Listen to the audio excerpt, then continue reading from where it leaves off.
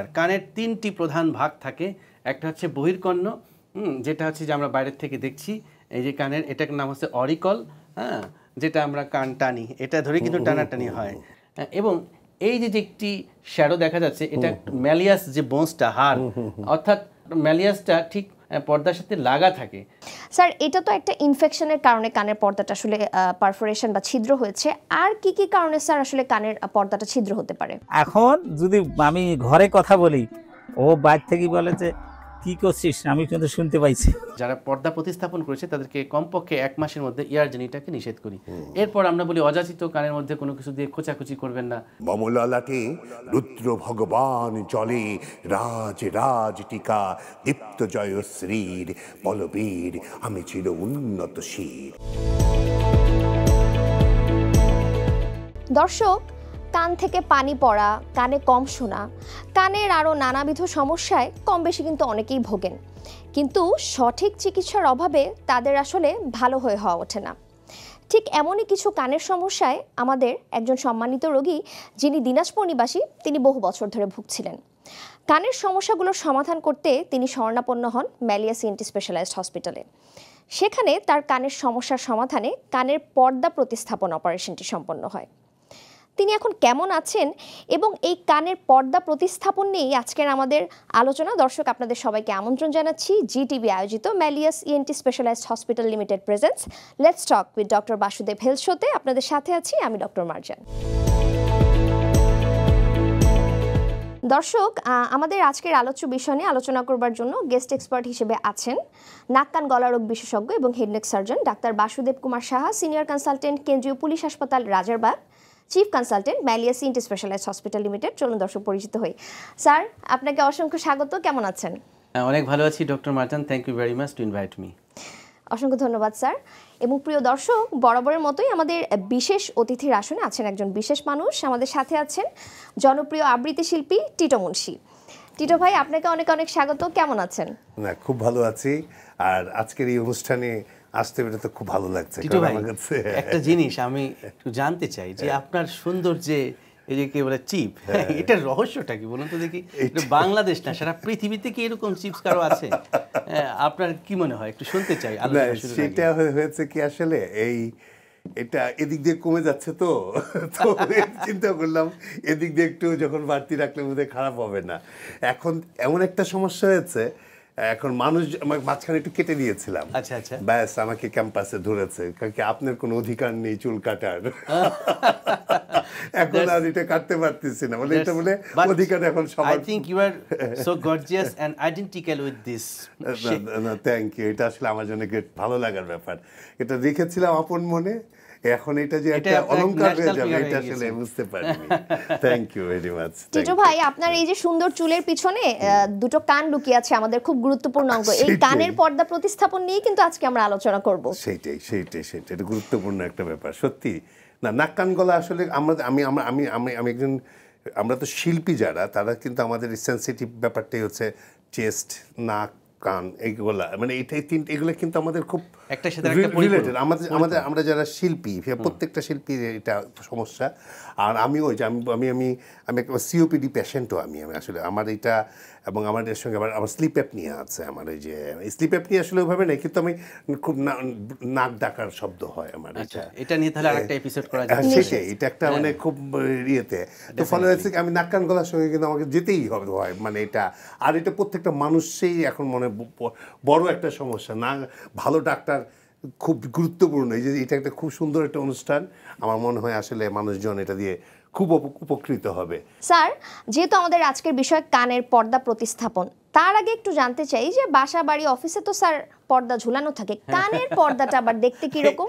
এই পর্দাটার কাজটা কি স্যার? আসলে ইন্টারেস্টিং একটা প্রশ্ন করলো যে পর্দা। হ্যাঁ, পর্দা তো বাসা বাড়ি অফিস আদালত সব জায়গায় থাকে, তো কানের ভিতরেও তো একটা পর্দা আছে, তাই না? সেই পর্দাটাই বা কেমন, তাই না?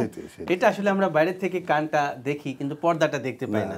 এই জন্য আজকে আমি দর্শকদের এই কিউরিসিটিটা ফুলফিল করার জন্য আমি একটা আস্ত কান নিয়ে চলে এসেছি আজকে জিটিভি স্টুডিওতে।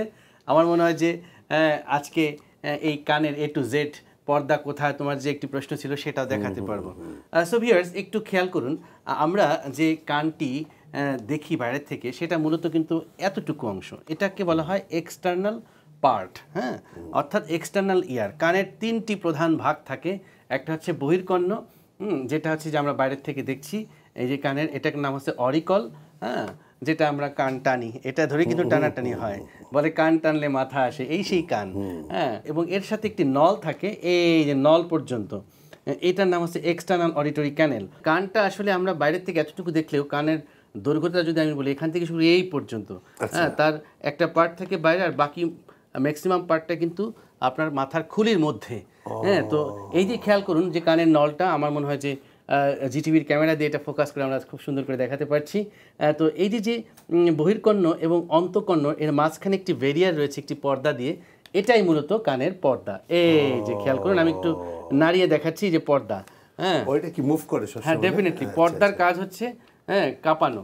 আমরা যে কানের শুনি কিভাবে, খেয়াল করুন, আমরা প্রথমে যে শব্দ তরঙ্গ, এটা অনেকটা যে দেখবেন যে বাসা বাড়িতে যখন আমাদের ডিসেন্টিনা, ঠিক আছে, এরকম একটা জিনিস থাকে কিন্তু, যে সাউন্ডটাকে ক্যাপচার করার জন্য ফার্স্ট প্রাইমারি অ্যাপারেটাস হচ্ছে এই অরিকল, অর্থাৎ এর মধ্যে কিছু আর্কিটেকচার আছে, রাইট? এই সাউন্ডটাকে ক্যাপচার করলো, ক্যাপচার করার পর এটা শব্দ তরঙ্গটাকে নল দিয়ে ঢুকানোর সাথে সাথেই এই যে পর্দাটা, এই পর্দায় তখন আঘাত করলো, করার সাথে পর্দাটা এভাবে কাঁপছে। হ্যাঁ, এই যে কাঁপছে, এই কম্পনটা, এর মধ্যে আবার সূক্ষ্ম 3টি হাড় রয়েছে। এই যে আমি একটু দেখানোর চেষ্টা করছি, 3টি হাড় আছে, ম্যালিয়াস, ইনকাস, স্টেপিস। এই হাড়গুলো তখন নড়ছে। এই যে অন্তঃকর্ণের মধ্যে যে ককলিয়া আছে, এই যে ককলিয়া, এটাই কিন্তু আসলে গুরুত্বপূর্ণ, সবচেয়ে বেশি গুরুত্বপূর্ণ। এই যে ককলিয়াটাকে আঘাত করছে, এইখানে এই জায়গাটাতে আঘাত করছে, যে শামুকের খোলসের মতন একটি, এর মধ্যে কিছু কোষ আছে, যেটাকে বলছি আমরা হেয়ার সেল। এই কোষগুলো ভেতরে তখন একটি ইলেকট্রিক্যাল সিগন্যাল তৈরি হয়, যেটাকে আমরা বলছি অ্যাকশন পটেনশিয়াল। এই সিগন্যালের থেকে একটি নিউরো ট্রান্সমিটার রিলিজ হচ্ছে, এবং সেইটা তখন এই যে নার্ভ, এই যে দেখুন, এই যেটার নাম হচ্ছে ককলিয়ার নার্ভ। হ্যাঁ, এই নার্ভ দিয়ে তখন ওই সিগন্যালটা আমাদের মাথায় চলে যাচ্ছে, ব্রেনে চলে যাচ্ছে। মগজের ভেতরে যে একটি শ্রবণ কেন্দ্র রয়েছে, সেই শ্রবণ কেন্দ্রে তখন সুইচ অন করার সাথে সাথে আমরা শুনছি। তাহলে দেখুন, আমাদের শোনার মানে ম্যাক্সিমাম কাজটি বা সাউন্ডটা, যে একটা সিগন্যাল যে তৈরি হচ্ছে, সেটা কিন্তু ককলিয়া বা শ্রবণ যন্ত্রের মধ্যে, মেশিনের মধ্যে, এবং সেখান থেকে কিন্তু একটি নার্ভ দিয়ে আমাদের ব্রেনে গেলেই আমরা শুনতে পাচ্ছি, অডিটরি সেন্টার থেকে আমরা শুনি। তার মানে সাধারণ জনগণ যদিও চিন্তা করছে এই যে কানটাকে এভাবে দেখছে, কিন্তু কানের যে একটি কমপ্লিকেটেড স্ট্রাকচার রয়েছে, এটা আসলে হয়তো বা অনেকেই জানে না। তাহলে কানে শোনার যে পথটা আমি বললাম, একদম বহির্কর্ণ থেকে শুরু করে, তারপর কানের পর্দা, মধ্যকর্ণ হয়ে, হ্যাঁ, মধ্যকর্ণের মধ্যে 3টি হাড় আছে, ম্যালিয়াস, ইনকাস, স্টেপিস, তারপর অন্তঃকর্ণের মধ্যে যে কোষগুলো আছে, সেখান থেকে অ্যাকশন পটেনশিয়াল তৈরি হবে, তারপর নার্ভ দিয়ে ব্রেনে যাব, সে ব্রেনে গেলে তবেই আমরা শুনবো। তার মানে শোনার ক্ষেত্রে আপনার এই প্রত্যেকটা রুটই গুরুত্বপূর্ণ। এই পুরো পাথের মধ্যে যদি কোনো ঝামেলা হয়, তখনই কিন্তু আমরা কম শুনবো। স্যার, এই যে কানের পর্দার কথা আপনি বললেন, এই পর্দার মধ্যে কি কি ধরনের সমস্যা হতে পারে? আসলে কানের পর্দা নিয়ে যেহেতু আজকে আলোচনা, আমরা তাহলে একটু জানাতে চাই। তাহলে আমি আবার একটু এই মডেলে আসি। খেয়াল করুন, কানের পর্দাটা কিন্তু আমাদের শব্দ তরঙ্গটাকে ট্রান্সমিট করছে মধ্যকর্ণ দিয়ে অন্তঃকর্ণে। এখন যদি এই মধ্যকর্ণে, মানে ঠিক এই মাঝখানে মধ্যকর্ণের মধ্যে যদি কোনো অর্গানিজম বা জীবাণু, ব্যাকটেরিয়া, ভাইরাস, তারপর ফাঙ্গাস, এগুলো গ্রো করে, তাহলে মধ্যকর্ণের মধ্যে একটি ইনফেকশন হবে। আর যে কোনো ইনফেকশন মানেই কিন্তু টক্সিন ম্যাটেরিয়ালস সেখানে জমবে। সেই টক্সিন ম্যাটেরিয়ালস বা পাস, এটার মধ্যে যে টক্সিন থাকে, এটা দীর্ঘদিন ধরে থাকলে আস্তে আস্তে আস্তে কানের পর্দাটা ছিদ্র হয়ে যাবে। তাহলে কানের পর্দা যদি ছিদ্র হয়ে যায়, তাহলে তো সাউন্ড ঠিক মতন ট্রান্সমিট হবে না, যার ফলে কি হবে, ওই রোগীটি কন্ডাকটিভ টাইপ হিয়ারিং লস হয়ে যেতে পারে। অর্থাৎ পর্দার মধ্যে যে রোগটার কথা তুমি বললে, সেটা হচ্ছে টিম্প্যানিক মেমব্রেন পারফোরেশন বা পর্দা ছিদ্র, এটা একটা রোগ হয়ে যেতে পারে। তাহলে পর্দাটা মানে ছিদ্র হলে এটা কীরকম হবে দেখতে? আমি এখানে 3টি চিত্র ধারণ করেছি। এটা কিন্তু একটি অটো এন্ডোস্কোপিক ভিউ, অর্থাৎ আমরা ক্যামেরা রিজিড এন্ডোস্কোপ দিয়ে এই ছবিটা তোলা হয়েছে। এটা কিন্তু একটা বাস্তব চিত্র, আমারই একটি পেশেন্টের কানের পর্দার চিত্র। খেয়াল করুন, এটা হচ্ছে তার ভালো কানের পর্দা, ঠিক আছে? অর্থাৎ এই চিত্রটার মাধ্যমে আমরা দেখতে পাচ্ছি যে এখানে তার পর্দাটা খুব সুন্দরভাবে স্পষ্ট দেখা যাচ্ছে। এই যে আমরা এখানে একটা লাইট শ্যাডো দেখতে পাচ্ছি, এটাকে বলা হচ্ছে কোন অফ লাইট মেডিকেলের ভাষায়। ডক্টর মারজান, তুমি নিশ্চয়ই জানো যে আমরা যদি কানের এক্সামিন করি বা কান পরীক্ষা করে পর্দা দেখি অটোস্কোপি করে, আমরা কখন বলবো একটি পর্দা ভালো আছে? তার কিছু ক্রাইটেরিয়ার মধ্যে একটি হচ্ছে যে তার যে কালারটা একদম ঠিক থাকতে হবে এবং একটি লাইট শ্যাডো পড়বে, যেটাকে বলছি কোন অফ লাইট, লাইট রিফ্লেক্স এটাকে বলছি। এবং এই যে একটি শ্যাডো দেখা যাচ্ছে, এটা ম্যালিয়াস যে বোনসটা, হাড়, অর্থাৎ ম্যালিয়াসটা ঠিক পর্দার সাথে লাগা থাকে, যার ফলে পর্দা যখন কম্পন হয় সেই কম্পনটা ম্যালিয়াস ইনকাস স্টেপিস হয়ে যখন অন্তঃকর্ণে চলে যায়, যে কারণে আমরা একটা ইনট্যাক্ট টিম্পানিক মেমব্রেনের আমরা একটা ম্যালিয়াসের শ্যাডো দেখতে পাই এবং কোন অফ লাইট দেখতে পাই, এবং এখানে কোনো রকম কোনো পারফোরেশন বা ছিদ্র নেই। এটাকে বলা হচ্ছে নর্মাল কানের পর্দা। তো নর্মাল কানের পর্দা যদি আমরা দেখতে পারি, তাহলে এবার দেখাতে চাই ছিদ্র হলে পরে কেমন দেখা যায়। এই যে খেয়াল করুন, এই যে একটি ছিদ্র, এখানে এটা একটা ডিজিজ এয়ার, অর্থাৎ এই কানের পর্দাটা আসলে ঠিক নেই, unhealthy.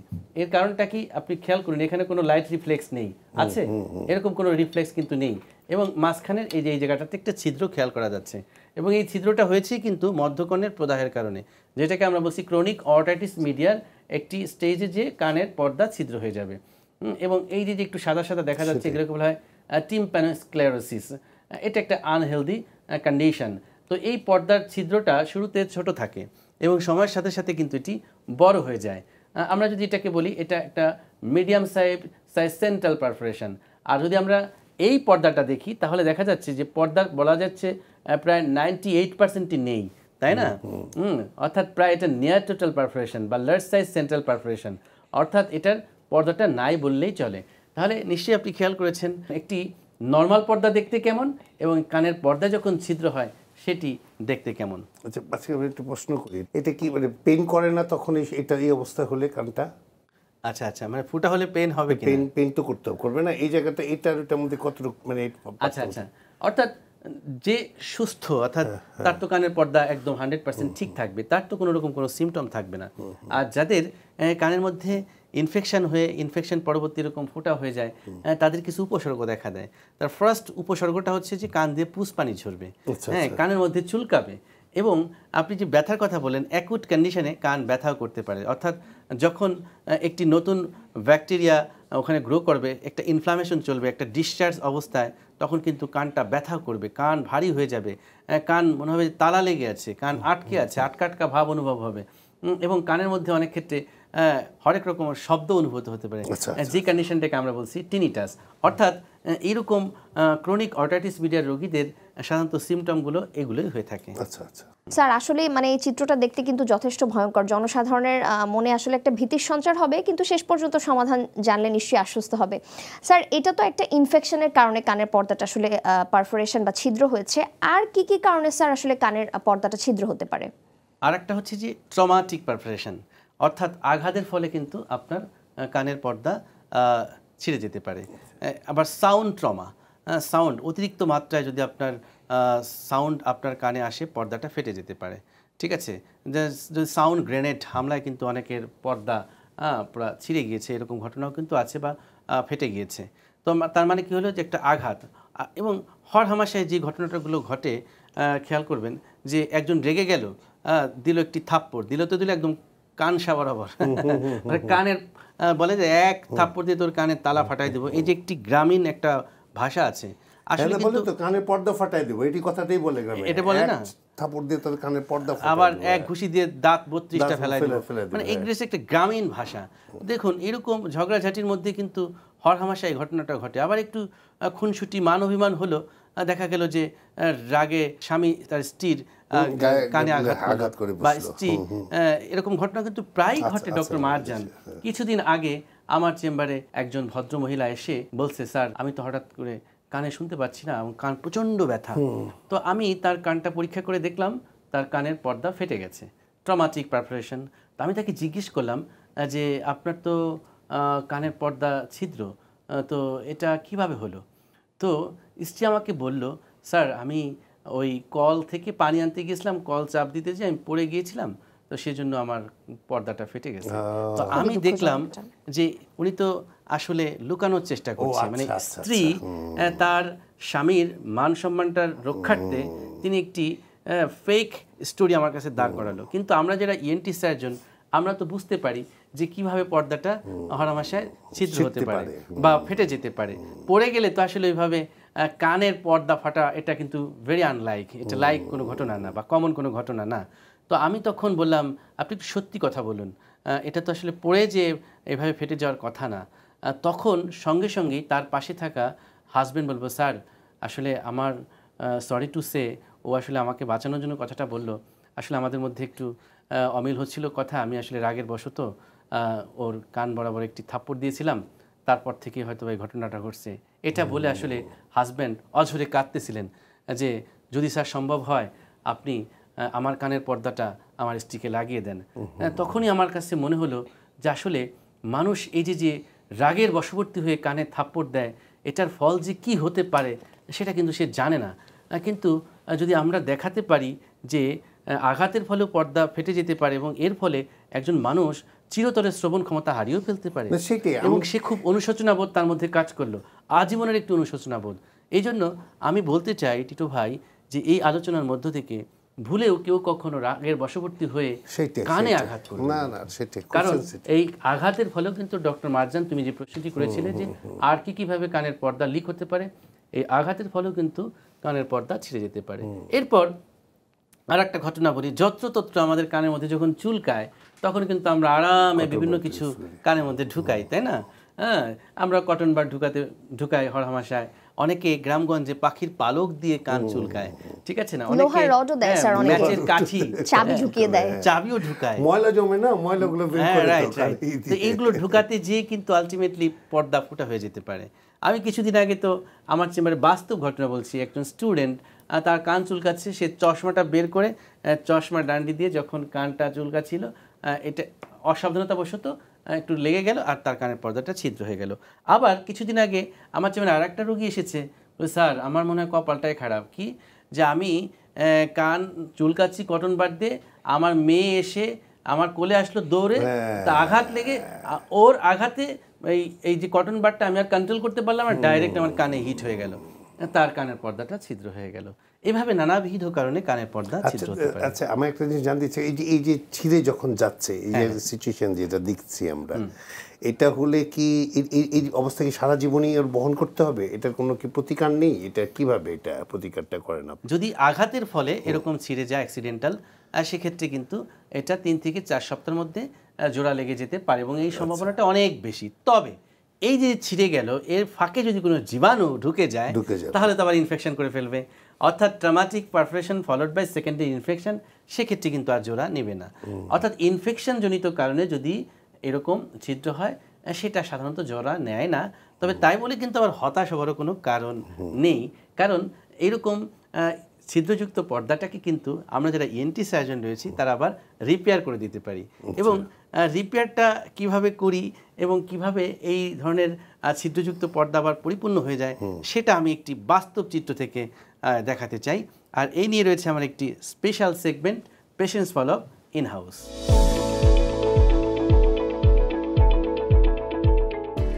Patient follow up in হাউসের আমাদের এবারের গন্তব্য দিনাজপুর। যাচ্ছি দিনাজপুরের খেরকাটা গ্রামে, থাকুন আমাদের সাথে। আমরা ইতিমধ্যে পৌঁছে গেছি হযরত শাহজালাল আন্তর্জাতিক বিমানবন্দর থেকে সৈয়দপুর থেকেই আমরা এখন যাচ্ছি দিনাজপুরে। আশা করছি আমার যে সম্মানিত রোগী আছে তার সাথে আজকে চমৎকার একটি সময় কাটবে। গ্রামের এই সুন্দর দৃশ্যগুলো সবসময় আমার হৃদয়টাকে অভিভূত করে, প্রাণটাকে জড়িয়ে দেয়। ওই যে চাচা আমাদের জন্য ওয়েট করতেছে। এ চাচা, আসসালামু আলাইকুম।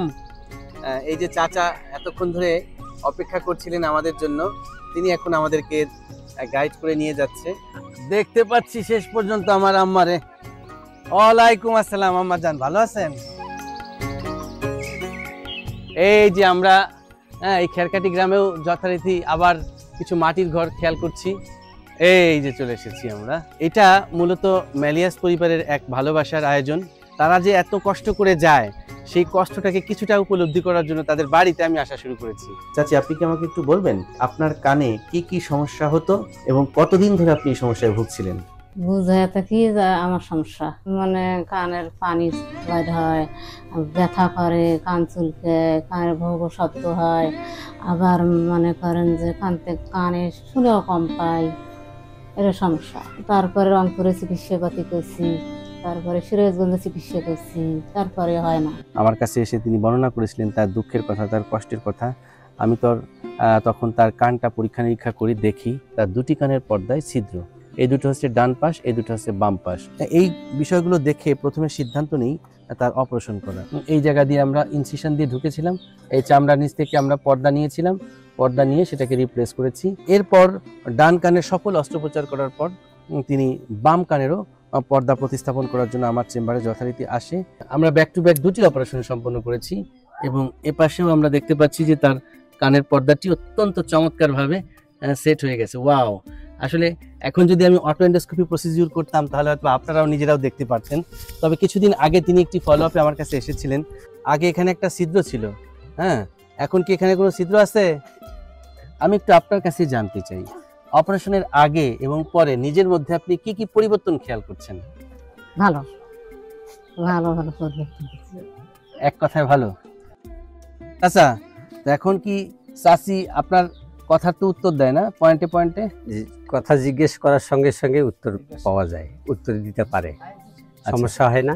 আগে যেরকম প্রবলেম ছিল বা সমস্যা ছিল, দূরের থেকে ডাক দিতে হইতো, আবার অনেক সময় গায়ে হাত বোলাইয়ে কথা বলতে হইতো, সেটা আর এখন লাগে না। এখন একটু দূরের থেকেই কথা বললেই আওয়াজ দিতে পারে। এই রুমের পাশে কিন্তু আমার রুম, আমি শাহজাহান শাহিনের আব্বা। তাই? হ্যাঁ, এখন যদি আমি ঘরে কথা বলি, ও বাইরে থেকে বলে যে কি করছিস, আমি কিন্তু শুনতে পাইছি।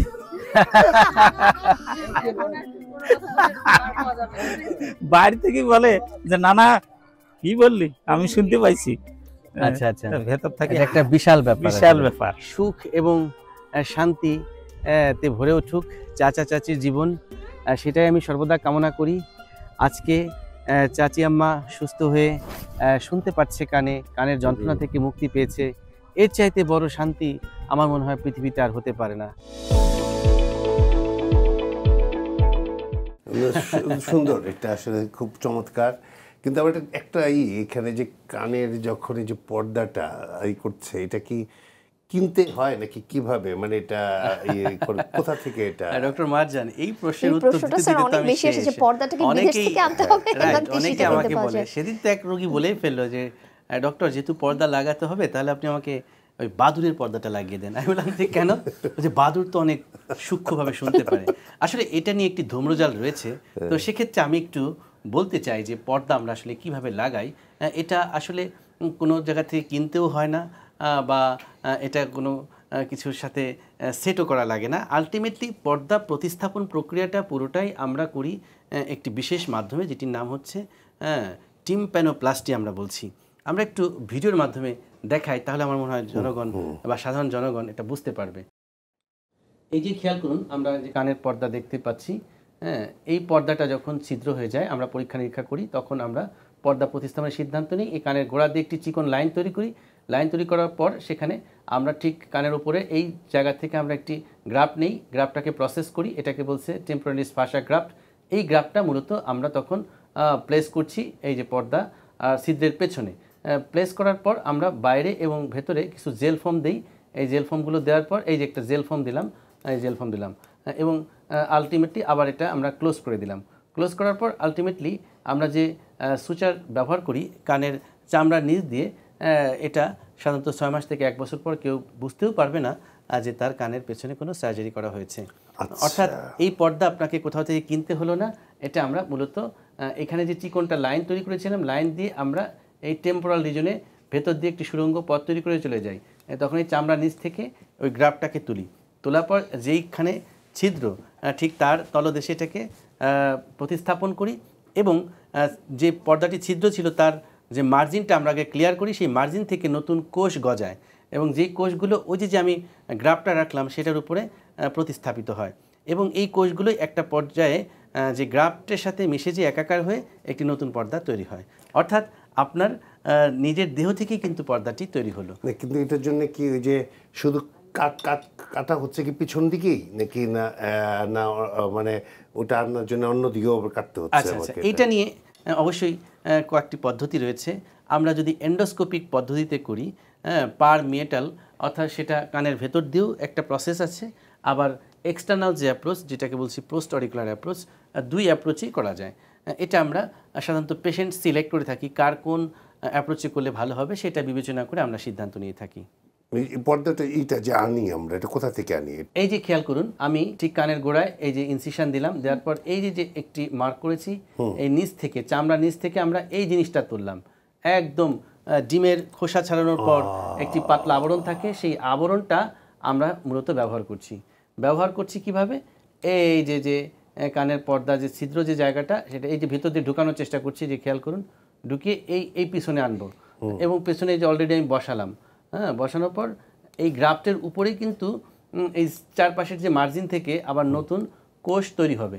কোষ তৈরি হয়ে অনেকটা আমরা গ্রামগঞ্জে যে মাচা তৈরি করি না, জাংলা তৈরি করি না, আমরা একটা মাচা তৈরি করে দিলাম, সেই মাচার উপর যে লাউয়ের ডগা, কুমড়া এগুলো তৈরি হচ্ছে। ঠিক তেমনি আমরা একটা কি করছি, গ্রাফট রেখে দিচ্ছি, সেই গ্রাফটের উপর দিয়ে আবার নতুন কোষ তৈরি হচ্ছে। এই যে নতুন কোষ এবং পেছনে যে গ্রাফটটি থাকলো সেটা একটা সময় মিলে যায় একটা নতুন পর্দা তৈরি হয়। এই জন্য এই কন্ডিশনটির নাম হচ্ছে টিম্প্যানোপ্লাস্টি। টিম্প্যানিক মেমব্রেন হচ্ছে কানের পর্দার মেডিকেল টার্ম। তো যেহেতু ওই পর্দাটাকে আমরা রিপেয়ার করলাম, যে জন্য এই কাজটির নাম হচ্ছে টিম্প্যানোপ্লাস্টি। এবং তারপর আমরা ঠিক নিচে এবং উপরে দেখুন সাদা সাদা কিছু ফোম দেখা যাচ্ছে, এগুলো দিয়ে রাখছি। এটা একটা নির্দিষ্ট সময় পর 3 থেকে 4 মাসের মধ্যে এটা ন্যাচারালি এটা ভ্যানিশ হয়ে যাবে এবং তারপর পর্দাটি জেগে উঠবে এবং তখন আমরা একটু আগে যে দেখালাম যে শূন্যস্থান আবার পূর্ণ হয়ে যাবে। এইভাবেই আমরা আসলে কানের পর্দা প্রতিস্থাপন করে থাকি। আচ্ছা, আমার আরেকটা জিনিস জানার ছিল, ওই যে কাটার যে জায়গাটা, এটা কি এখানে কি স্পট থেকে যাবে নাকি না? এটা কাটা জায়গা, এটা নিয়ে অনেক দুশ্চিন্তায় থাকে, মেয়েদের বেশি কনসার্ন থাকে স্যার যে দাগ থেকে যাবে কিনা। সবচেয়ে বড় কথা হচ্ছে যে আমরা যে জায়গাটাতে ইনসিশনটা দিয়ে থাকি, কানের গ্রুভ, এখানে একটি ভাঁজ আছে, এই ভাঁজের ভিতর দিয়ে ছোট্ট একটা ইনসিশন দিই। দেওয়ার পর এটাকে যখন আমরা ক্লোজ করি তখন সুতাটা চামড়া নিচ দিয়ে দিই, যে কারণে এটা পরবর্তীতে আর বোঝা যায় না। একদম 3 থেকে 4 মাস বা 6 মাস পর কেউ বুঝতেই পারবে না যে এখানে কোনো সার্জারি হয়েছে। স্পট সাধারণত দেখা যায় না। স্যার, আপনার কাছে একটু আমি জানতে চাই, এই যে আমরা টিম্প্যানোপ্লাস্টি বা কানের পর্দা প্রতিস্থাপন অপারেশনটা করছি, সেক্ষেত্রে কি সম্পূর্ণ অজ্ঞান করাটাই জরুরি নাকি শুধু কানের আশেপাশে অবশ করলে অনেক সময় হয়ে যায়? এটা একটা ভালো প্রশ্ন করেছে ডক্টর মারজান। রোগীরা ম্যাক্সিমাম ক্ষেত্রে এই অজ্ঞানের কথা শুনলেই অজ্ঞান হয়ে যায়, যে বাপরে বাপ, অজ্ঞান করবে আর যদি কোনোদিন জ্ঞান না ফিরে। আসলে এটা সার্জন সিলেক্ট করবে এবং অ্যানেস্থেসিওলজিস্ট সেটা অ্যাসেস করবে। সেটা কি, যে কিছু কিছু রোগী আছে যাদের অনেক কোমরবিডিটি রয়েছে, উচ্চ রক্তচাপ রয়েছে, ডায়াবেটিস রয়েছে, তারপর আরও অনেক সমস্যা রয়েছে, এইজেড, বয়স্ক, তো তাদের জেনারেল অ্যানেস্থেসিয়ার জন্য সে আনফিট, অর্থাৎ ফুল অজ্ঞান তার করা যাবে না। সেক্ষেত্রে কিন্তু একটি অপশন রয়েছে লোকাল অ্যানেস্থেসিয়া, অর্থাৎ শুধু কানের গোড়াটা আমরা অবশ করে অপারেশন করতে পারি। তো এই পদ্ধতিতেও আমরা করতে পারি। আবার অনেক সময় দেখা যায় যে অনেক আছে নট কোঅপারেটিভ, অনেকটা ইরিটেন্ট, কানে একটু টাচ করলেই চিল্লাপাল্লা করে, নড়াচড়া করে। এখন নড়াচড়া চিল্লাপাল্লা করলে তো সার্জন ভালোভাবে কাজটা করতে পারবে না, তাই না? Hyper sensitive. সেক্ষেত্রে আমরা তখন ফুল অ্যানেস্থেসিয়া দিয়ে থাকি। তো যদি ফুল অ্যানেস্থেসিয়ায় কোনো কন্ট্রাইন্ডিকেশন না থাকে, অর্থাৎ পরিপূর্ণভাবে অজ্ঞান করতে যদি কোনো বাধা না থাকে, সেক্ষেত্রে আমরা জেনারেল অ্যানেস্থেসিয়া দিয়ে থাকি। আবার পেশেন্ট ডিমান্ডও কিন্তু আছে। কিছু কিছু পেশেন্ট আছে কোনোভাবেই অজ্ঞান হবে না, তো তাদের ক্ষেত্রেও আমরা ফ্যাক্টরগুলোকে অ্যাসেস করি, যে তার চাহিদাটাকেও কিন্তু আমরা গুরুত্ব দিয়ে থাকি। যদি দেখি যে না, তাকে লোকাল অ্যানেস্থেসিয়া দিয়ে করা যাবে এবং তাকে আমরা বলে নেই যে আপনি হালকা একটু টের পাবেন কিন্তু ব্যথা পাবেন না, ভয় পাবেন না, এইরকম অভ্যাসটা যদি থাকে এবং সে যদি আমাদেরকে আশ্বস্ত করে, ঠিক আছে ডক্টর, আমি মেনে নিব, আপনি আপনাকে মানে লোকাল অ্যানেস্থেসিয়া দিয়ে, অর্থাৎ শুধুমাত্র ওই স্থানীয় জায়গাটিকে অবশ করে আপনি অপারেশন করেন, সেক্ষেত্রে কিন্তু আমরা করে থাকি। তবে আমার একটি অভিজ্ঞতা আছে যে একটি পেশেন্ট, ফিমেল পেশেন্ট, তো তিনি আমাকে ঠিক এই একই কথা বলেছেন যে আমার অজ্ঞানে ভয় লাগে, আমি লোকাল অ্যানেস্থেসিয়া দিয়ে আমাকে করান। তো আমি যখন শুরু করলাম, ওকে ফাইন, এরপর যখন আমি ইন্টারনাল ইয়ার অর্থাৎ আমি পর্দাটা যখন প্লেস করতে যাচ্ছি, কোনোভাবে আমাকে কোঅপারেট করছে না, অর্থাৎ সে এত বেশি হাইপার পেন সেন্সিটিভ যে তাকে আমরা কোনোভাবেই মানে চেষ্টা করে পারছি না, সে অনেকটা উঠে যাচ্ছে।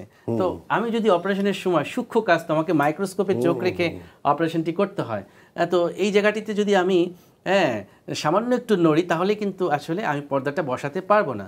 তখন একটা পর্যায়ে আমার অ্যানেস্থেসিওলজিস্ট বলল যে please may convert this patient under general anaesthesia. তখন কিন্তু আমরা সেই রোগীটির সার্জারিটি কমপ্লিট করার জন্য তাকে জিএতে কনভার্ট করা লেগেছে।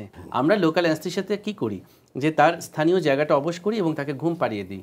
একদিকে সে ঘুমাচ্ছে আর একদিকে তার জায়গাটা অবশ থাকছে, সে কোনো কিছু টের পাচ্ছে না। এভাবে আমরা বহু সার্জারি করেছি, কিন্তু মাঝে মধ্যে এরকম ঘটনা ঘটে যে আমরা নন কোঅপারেটিভ পেশেন্টদের ক্ষেত্রে আসলে লোকাল অ্যানেস্থেসিয়া দিয়ে আমরা করতে পারি না, তখন তাদেরকে জেনারেল অ্যানেস্থেসিয়া দিতে হয়। আর আমার একটা যে ব্যাপার জানা দরকার, সেটা হচ্ছে যে পর্দা যখন লাগানো হচ্ছে এই পেশেন্টকে, তারপরে কি এটা তার জীবনটা কেমন, স্টাইলটা কী হবে, তার কি কোনো সাজেশন মেনটেন করতে হবে কিনা কিছু? ডেফিনেটলি।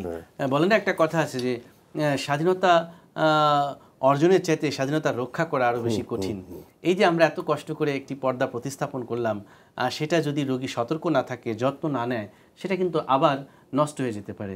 তো আমরা সাধারণত রোগীদেরকে বলে থাকি যে যারা কানের পর্দা প্রতিস্থাপন করে প্রথম 7 দিন তাকে খুব স্ট্রিক্টলি মেনটেন করতে হয়। ঘরের বাইরে আমরা যেতে নিষেধ করি। 7 দিন আমরা বলি যে হোম রেস্টে আপনি থাকবেন, কারণ এই সময়টাতে একটি র সারফেসে কোনো অর্গানিজম গেলে আবার নতুন করে ইনফেকশন হয়ে যেতে পারে। 7 দিন পর আমরা ওই যে স্টিচটা, সেলাইটা আমরা অফ করে দিই। এরপর কিছু জেল ফোম থাকে, এরপর আমরা আরেকটা ফলো আপে আমরা জেল ফোমগুলোর কন্ডিশন দেখি এবং কানের ভিতরে কিছু সুপ্রাটলি আমরা রাখি, সেগুলোকে আমরা বের করি টাইম টু টাইম। এরপর 3 থেকে 4 সপ্তাহ পর আবার ফলো আপ করে দেখি যে কি পর্যায়ে আছে। তো এভাবে করে আস্তে আস্তে তাকে আমরা ফলো আপের মধ্যে রাখি এবং রোগীদেরকে বলি যে কানের মধ্যে যেন কোনো রকম কোনো ধুলাবালি প্রবেশ না করে, কোনো পানি যাতে না যায়, সেজন্য আমরা বলি কানের পর্দা প্রতিস্থাপনকারী রোগীদেরকে যে আপনি পরিপূর্ণভাবে পর্দা না আসা পর্যন্ত আপনি ডুব দিয়ে গোসল করতে পারবেন না। ময়লা পানিতে গোসল করার তো কোনো প্রশ্নই ওঠে না। তো আমরা বলি যে কানে ইয়ার প্লাগ ব্যবহার করে আপনি শাওয়ার নেবেন, যাতে করে ওয়াটারের মাধ্যমে বা পানির মাধ্যমে কোনো অর্গানিজম ট্রান্সমিট না করে। এরপর সবচেয়ে গুরুত্বপূর্ণ একটি তথ্য আমরা দিয়ে থাকি যে কানের পর্দা প্রতিস্থাপনের 1 মাসের মধ্যে এয়ার ফ্লাই অর্থাৎ আমরা এয়ার জার্নিটাকে নিষেধ করছি। কারণ যখন আমরা এয়ার ফ্লাই করছি তখন কিন্তু একটি প্রেশারের ফলে যে প্রেশার বা চাপের কারণে কিন্তু আপনার কানের পর্দা রাপচার হয়ে যেতে পারে। যেহেতু যে নতুন যে পর্দা নিওটিএম বা নিওটিম্পানিক মেমব্রেন, সেটি আসলে সহজেই কিন্তু রাপচার হয়ে যেতে পারে। এই প্রেশারের কারণে কিন্তু রাপচার হয়ে যেতে পারে। তো যে কারণে আমরা বলি যে আপনার যারা পর্দা প্রতিস্থাপন করেছে তাদেরকে কমপক্ষে 1 মাসের মধ্যে ইয়ার জার্নিটাকে নিষেধ করি।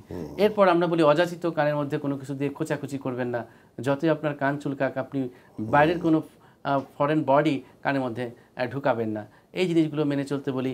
এরপর হাঁচি কাশির ক্ষেত্রে, বিশেষ করে যদি হাঁচি আসে, সেক্ষেত্রে সঙ্গে সঙ্গে নাকটাকে একটু হাত দিয়ে ইরিটেশনটা কমাতে হবে যাতে হাঁচিটা বন্ধ হয়ে যায়। তা না হলে আপনি জোরে হাঁচি দিলেই কিন্তু কানের পর্দাটা আবার ইনজুরি হতে পারে। 2 নাক একসাথে আমরা ঝাড়তে নিষেধ করি। অনেকের নাক ঝাড়ার বদ অভ্যাস আছে কিন্তু, তো সেক্ষেত্রে আমরা বলি যে আপনি কখনোই 2 নাক একসাথে ঝাড়বেন না, একটা একটা করে ঝাড়বেন। তো এই নির্দেশনাগুলো আমরা ফলো করে থাকি, বা রোগীরা যদি ফলো করে সেক্ষেত্রে তার কানের পর্দাটাকে ভালো রাখতে পারে। অসংখ্য ধন্যবাদ স্যার, খুব ভালো ভালো কিছু উপদেশ দিয়েছেন। তার মানে আসলে কানের পর্দার যত্নটা সার্জনের দক্ষতার পাশাপাশি রোগীর নিজের সচেতনতার উপরও কিন্তু অনেকটা নির্ভর করে। টিটো ভাই, আপনি একজন শিল্পী মানুষ এবং একজন শিল্পীর জন্য কিন্তু তার নাক কান গলা সুস্থ রাখা, রোগমুক্ত রাখাটা অনেক বেশি দরকার। এবং আপনি এই নাক কান গলার সমস্যাগুলোর সমাধান যাতে খুব সহজে পেতে পারেন, সেজন্য ম্যালিয়া সিএনটি স্পেশালাইজড হসপিটালের পক্ষ থেকে আপনার জন্য একটি গোল্ড মেম্বারশিপ হেলথ কার্ড আজকে আমরা রেখেছি। অনেক ধন্যবাদ ভাই, আমার খুব প্রয়োজন সত্যি। Thank you. দর্শক, ম্যালিয়া সিএনটি স্পেশালাইজড হসপিটাল লিমিটেডের পক্ষ থেকে গোল্ড মেম্বারশিপ হেলথ কার্ডটি আমাদের বিশেষ অতিথির হাতে হস্তান্তর করছেন হাসপাতালের এমডি অদিতি মজুমদার এবং চেয়ারম্যান সুদেব সাহা। অনেক ধন্যবাদ, থ্যাংক ইউ। হ্যাঁ সত্যি আমি অনেক ধন্যবাদ। আমার খুব প্রয়োজনীয় একটা জিনিস আমি পাবো আপনাদের। এটা আসলে আজকের অনুষ্ঠানে আসতে পারা আমাদের ভাগ্যের ব্যাপার আছে সত্যি। না, অনেক ধন্যবাদ আপনাদেরকে, আমি খুব খুশি। আমার প্রয়োজন, খুব প্রয়োজন এটা আসলে সত্যি।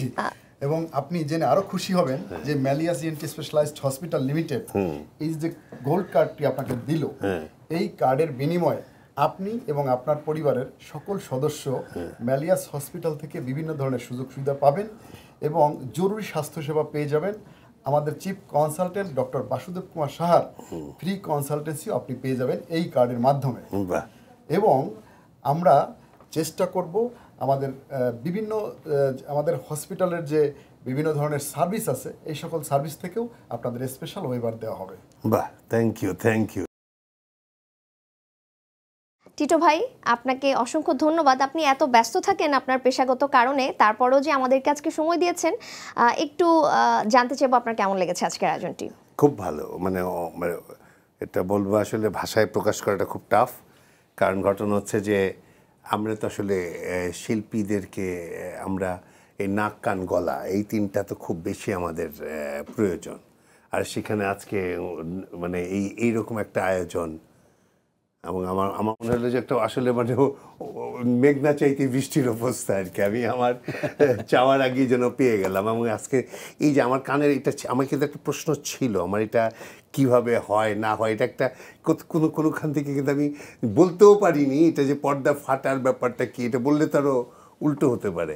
তো এইখানে আজকে জানার পরে আমার একটা ভিতরে একটা কনফিডেন্স কাজ করলো যে আমার যদি কোনো সময় এটা হয়েও যায় তার একটা প্রতিকার পাওয়া সম্ভব। ডেফিনেটলি এটাই আছে আমার সবচেয়ে বড় অ্যাচিভমেন্ট, আজকের অনুষ্ঠানে আসার প্রাপ্তি, এটা আসলে সবচেয়ে বড়। অসংখ্য ধন্যবাদ টিটো ভাই। স্যার, আমরা তো প্রতি পর্বেই চেষ্টা করি আসলে নাক কান গলার সমস্যাগুলোর সমাধান দেবার জন্য, আগামীতেও নিশ্চয়ই দিতে পারবো। আপনাকে অসংখ্য ধন্যবাদ প্রতি পর্বে এত সুন্দর সুন্দর আলোচনাগুলো আমাদের দর্শকদের উদ্দেশ্যে দেওয়ার জন্য। Thank you doctor Marjan. আসলে আমাদের উদ্দেশ্য একটি, মানুষকে সচেতন করা এবং প্রান্তিক জনগোষ্ঠীর দোরগোড়ায় নাক কান গলার বিশেষায়িত চিকিৎসা সেবা পৌঁছে দেওয়া। তারই একটি পার্ট কিন্তু let's talk with doctor Basudeb, এই হেলথ শোটি। আশা করছি এই শো দেখে আপনারা সচেতন হবেন, এবং আমি চাই সচেতন হওয়াটা খুব জরুরি, কারণ এই সচেতনতায় পারে আমাদেরকে মুক্তি দিতে। Take care. দর্শক, বরাবর মতো আরেকটি গুরুত্বপূর্ণ আলোচনা আজকে আমরা শেষ করলাম। নাক কান গলার যে কোনো সমস্যাগুলো জানতে বা সমস্যার সমাধান পেতে হলে আমাদের সাথে যোগাযোগ করতে পারেন 01409977862 এই নম্বরে, অথবা চিঠি লিখে পাঠাতে পারেন Malias ENT specialised hospital limited, 24/1 Shan tower, Shantinagar, Dhaka এই ঠিকানায়। আমাদের আলোচনাগুলো দেখতে চোখ রাখুন প্রতি শনিবার রাত 8:30টায় জিটিভির পর্দায়। ততদিন পর্যন্ত সবাই ভালো থাকুন, সুস্থ থাকুন। টিটো ভাই, আপনার মতো একজন আবৃত্তি শিল্পীকে আমাদের মাঝে পেয়েছি, দুটো লাইন না শুনে তো আপনাকে আজকে যেতে দেব না। আমি একটু আমাদের গেস্ট এক্সপার্টকে রিকোয়েস্ট করবো, স্যার আপনার পছন্দের যদি কোনো কবিতা থেকে থাকে একটু আমাদের এই সুযোগটা কিন্তু নিতেই হবে। টিটো ভাইকে আমি চিনি কিন্তু তার একটি কবিতার মাধ্যমে, সত্যিকার অর্থে, আর সেটা হচ্ছে জাতীয় কবি কাজী নজরুল ইসলামের সেই বিদ্রোহী কবিতাটা, যেটা আপনার কণ্ঠে শুনে আমি সত্যি শিহরিত হয়ে গিয়েছিলাম। বলবীর, সেই কবিতাটির কয়েকটি লাইন আপনার কাছ থেকে শুনতে চাই। বলো বীর, বলো উন্নত মম শির, শির নেহারি আমারি নত শির ওই শিখর হিমাদ্রির। বলো বীর, বলো মহাবিশ্বের মহাকাশ ফাড়ি, চন্দ্র সূর্য গ্রহ তারা ছাড়ি, ফুলক দুলক গোলক ভেদিয়া, খোদার আসন রস্য ছেদিয়া, উঠিয়াছি চির বিস্ময় আমি বিশ্ববিধাত্রীর। মমললাটে রুদ্র ভগবান জলে, রাজ রাজ টিকা দীপ্ত জয়শ্রীর। বলবীর, আমি চির উন্নত শির, আমি চির দুর্দম দুর্বিনীত নৃশংস, মহাপ্রলয়ের আমি নটরাজ, আমি সাইক্লোন, আমি ধ্বংস, আমি মহাভয়, আমি অভিশাপ পৃথ্বীর, আমি দুর্বার, আমি ভেঙে করি সব চুরিমার, আমি অনিয়ম উশৃঙ্খল, আমি দলে যাই যত বন্ধন, যত নিয়ম কানুন শৃঙ্খল, আমি মানি না কোনো আইন, আমি ভরা তরি করি ভরা ডুবি, আমি টর্পেডো, আমি ভীম ভাসমান মাইন, আমি ধূর্যটি, আমি লোকেশের ঝড়, অকাল বৈশাখীর, আমি বিদ্রোহী সুত বিশ্ববিধাত্রীর। বলবীর, চির উন্নত মম শির, আমি অরফিয়াসের বাঁশরি, মহাসিন্ধু তোলা ঘুম ঘুম ঘুম চুমু দিয়ে করি নিখিল বিশ্বে নিচ্ছুম মম বাঁশুরির তানে পাশুরি আমি শ্যামের হাতের বাঁশুরি আমি রুশে উঠে যাবে ছুটি মহাকাশ চাপিয়া ভয় সপ্ত নরক হাবিয়া দোজক নিভে নিভে যায় কাঁপিয়া আমি বিগ্রহবাহী নিখিল অখিল বেপিয়া আমি শ্রাবণ প্লাবন বন্যা কবু ধরণীরে করি বরণিয়া কবু বিপুল ধ্বংস ধন্যা আমি ছিনিয়া আনিব বিষ্ণু বক্ষ হইতে যুগল কন্যা আমি অন্যায় আমি উল্কা আমি শনি আমি ধূমকেতু জ্বালা বিষধর কাল্পনি আমি ছিন্ন মস্তা চণ্ডী আমি রণদা সর্বনাশী আমি জাহান্নামের আগুনে বসিয়া হাসি পুষ্পের হাসি আমি মৃন্ময় আমি চিন্ময় আমি অজর অমর অক্ষয় আমি অব্যয় আমি মানব দানব দেবতার ভয় বিশ্বের আমি চির দুর্জয় জগদীশ্বর ঈশ্বর আমি পুরুষোত্তম সত্য আমি তাকিয়া তাকিয়া মতিয়া ফিরি এ স্বর্গ পাতালে মর্ত আমি উন্মাদ আমি চিনেছি আমারে আজকে আমার খুলিয়া গিয়াছে সব বাদ আমি পরশুরামের কঠোর কুঠার নিক্ষত্রিয় করিব বিশ্ব আনিব শান্তি শান্ত উদার আমি হল বলরাম স্কন্ধে আমি উপারি ফেলিব অধীন বিশ্ব অবহেলে নব সৃষ্টির মহানন্দে মহাবিদ্রোহীর অনক্লান্ত আমি সেই দিন হব শান্ত যবে উৎপীড়িতের ক্রন্দন রোল আকাশে বাতাসে ধ্বনিবে না অত্যাচারীর খড়গ কৃপান ভীম রণভূমে রণিবে না বিদ্রোহী রণক্লান্ত আমি সেই দিন হব শান্ত আমি বিদ্রোহী ভৃগু ভগবান বুকে এঁকে দেই পদচিহ্ন আমি স্রষ্টা সুদন শোকতাপ হানা খেয়ালি বিধির পক্ষ করিব ভিন্ন আমি বিদ্রোহী ভৃগু ভগবান বুকে এঁকে দেব পদচিহ্ন আমি খেয়ালি বিধির পক্ষ করিব ভিন্ন আমি চির বিদ্রোহী বীর আমি বিশ্ব ছাড়াই উঠিয়াছি একা চির উন্নতশীল।